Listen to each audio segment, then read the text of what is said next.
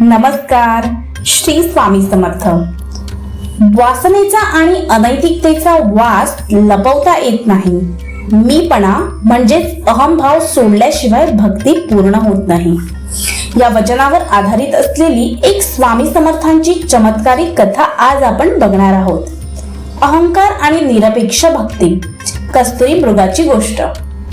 अक्कलकोटमध्ये एक अत्यंत प्रतिष्ठित आणि समाजसेवक म्हणून ओळखला जाणारा माणूस होता. तो खूप दानधर्म करत असे आणि अनेक चांगली कामे करत होता, पण त्याला आपल्या या सत्कर्माचा खूप अभिमान होता. त्याच्या मनात नेहमी मीपणा म्हणजेच अहंकार असायचा.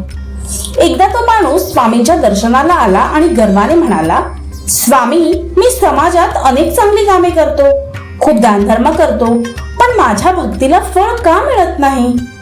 मी इतका मोठा दानशूर असतानाही माझी संकटे का दूर होत नाहीत? स्वामींनी त्याच्याकडे भेदक नजरेने पाहिले आणि कस्तुरी मृगाची कथा सांगण्यास सुरुवात केली.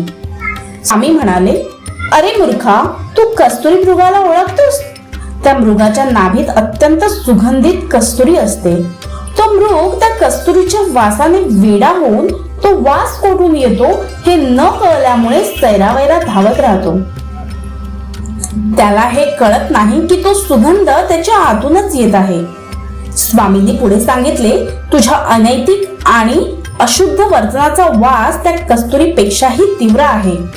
तू कितीही दानधर्म आणि सत्कर्म केले तरी जोपर्यंत तुझ्या मनात अहंकार आणि अनैतिकता आहे तोपर्यंत तुझी भक्ती आणि सत्कर्म व्यर्थ आहे.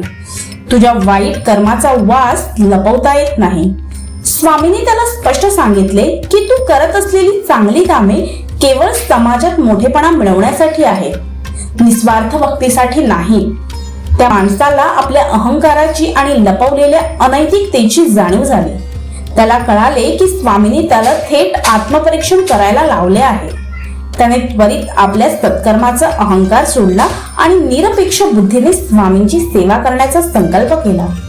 या कथेतून स्वामींनी शिकवले की खरी भक्ती निरपेक्ष आणि अहंकार शून्य असावी लागते. तुम्ही कितीही चांगली कामे करा, पण जर तुमच्या मनात अहंकार असेल किंवा तुमचे आचरण शुद्ध नसेल तर तुमची भक्ती अपूर्ण राहते.